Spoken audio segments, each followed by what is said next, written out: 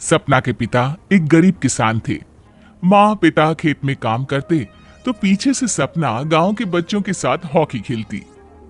एक दिन शाम को सारा दिन खेलती रहती है, ये नहीं कि छोटे भाई को संभाले। माँ पता है, मैंने आज हॉकी में पास के गांव के लड़कों की टीम को हरा दिया। अरे वाह वाह मेरी बेटी, शाबाश। ये ले 1 रुपया, जा जाकर टॉफी खा ले। सपना खुशी से पिता के गले लग जाती है और बाहर चली जाती है। अरे तुम इसको बिगाड़ रहे हो, मैं ना इसकी शादी ही करा दूंगी। ऐसा कैसे शादी करा देगी? हाँ, अभी तो उम्र खेलने की है। माँ बड़बड़ करती वहां से निकल जाती है, लेकिन शाम को उन लोगों के घर कुछ लोग आते हैं। अरे राम सुखिया, जरा ये तो बतलाओ सपना के बारे में क्या सोचा है? अरे क्या सोचना है मास्टर जी, पढ़ रही है, जितना पढ़ सकती है पढ़े, फिर शादी करवा देंगे, कोई अच्छा सा गांव का ही लड़का देख लेंगे। अरे तुम तो उसके पिता हो, तुमको कुछ नहीं पता? माँ घबरा जाती है। अरे का मास्टर जी, का पता नहीं, का हो गया? हम तो इनसे पहले ही बोल रहे थे कि लड़की की जात है, संभाल लो। अरे भाभी जी, आप भी ना कभी अच्छा भी सोच लिया करो। अरे सपना क्या खेलती है हॉकी, बड़े से बड़े आदमी भी नहीं जीत पाते हैं उससे। कल गांव में एक टीम आ रही है, लड़कियों की हॉकी खेलने उसे भेज देना, वहां शायद कुछ बात बन जाए। अरे ना ना मास्टर जी, कोई खेल वेल नहीं करवाना हम लोगों को, वो भी शहर के लोगों के साथ तो बिल्कुल भी ना। शहर के लोगों को ना कोई भरोसा नहीं होता मास्टर जी। अरे कैसी बात कर रही हो सपना की माँ, बुरा आदमी तो हर जगह मिल जाएगा, उसके लिए शहर का और गांव का। हाँ हाँ मास्टर जी, हम लोग तैयार हैं, कल आ जाएगी सपना वक्त से। माँ के लाख मना करने पर भी पिता सपना को हॉकी टीम के लिए भेज देते हैं। शाम को सपना वापस आती है, लेकिन लट के मुंह से। और क्या हो गया, मार खाई हो का? कौन मारेगा, कौन मारेगा हमें? कोई मार वार खाकर नहीं आए। अरे फिर शकल पर 12 क्यों बजे हैं, बताओगी? देखो माँ, आप समझोगी नहीं, बताकर फायदा क्या है? अरे बिटिया रानी, हम तो समझेंगे ना, हमें ही बता दे। सपना पापा के गले लग जाती है।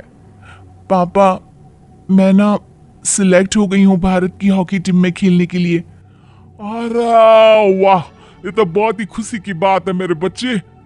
फिर मेरी गुड़िया काहे परेशान है? पापा, मुझे दिल्ली जाना पड़ेगा आगे की प्रैक्टिस के लिए।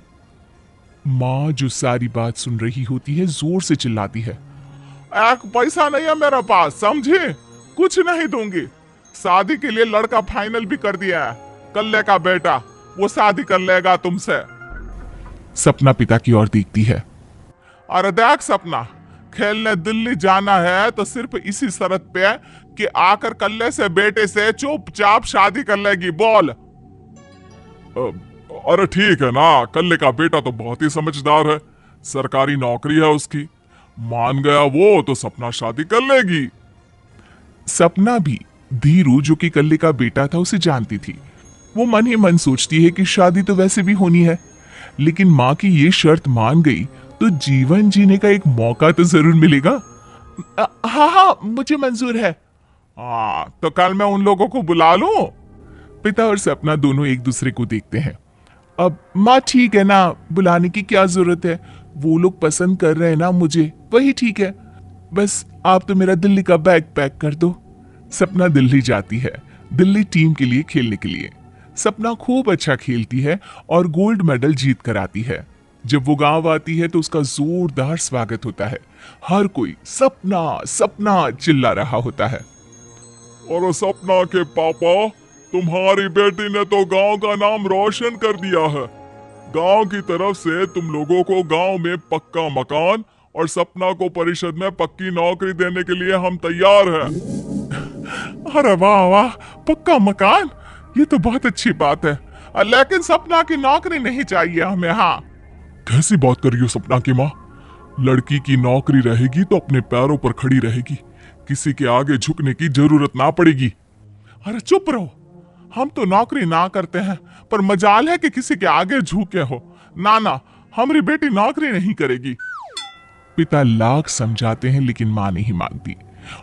और फिर वो दिन भी आ जाता है जब सपना को अपने कहे अनुसार लड़के से शादी भी करनी पड़ती है ससुराल में। ए बहू, तू रोज रोज सुबह कहाँ जाती है? घर का सारा काम निपटा कर कहाँ भागती है? माँ का घर तो पास ही है, वहीं निकल जाती है क्या? नहीं माँ जी, मैं हॉकी खेलने जाती हूँ, मुझे खेलना पसंद है। खेलना पसंद है? अरे कैसी बात कर रही है बहू, शादी के बाद तो कोई लड़की खेलती फैलती नहीं है, वो घर का काम काज देखती है। सपना कुछ नहीं कहती। वो एक रोज कमरे में अपनी अलमारी ठीक कर रही होती है कि तब सुनो, वो जो लटक रहा है ना, क्या बोलते हैं उसे? मेडल। सपना पति की बात सुनकर खुश हो जाती है, उनके पास जाती है।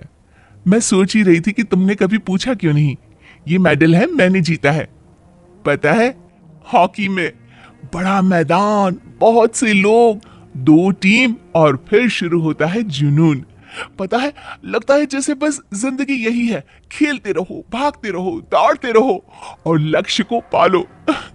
सुनो ना, मैं ना भारतीय टीम के लिए खेलना चाहती हूँ। माँ, माँ, यहाँ तो आ जरा। सपना हैरान हो जाती है कि ये क्या हो गया, पति अचानक से माँ को क्यों बुला रहा है। हाँ बेटा, क्या हो गया, काहे गला फाड़ रहे हो? माँ, ये सपना क्या कह रही है? अरे बीवी तो बोलती ही रहती है बेटा, लेकिन क्या हो गया, चिल्ला क्यों रहे हो? ऐसा क्या बोल दिया इसने?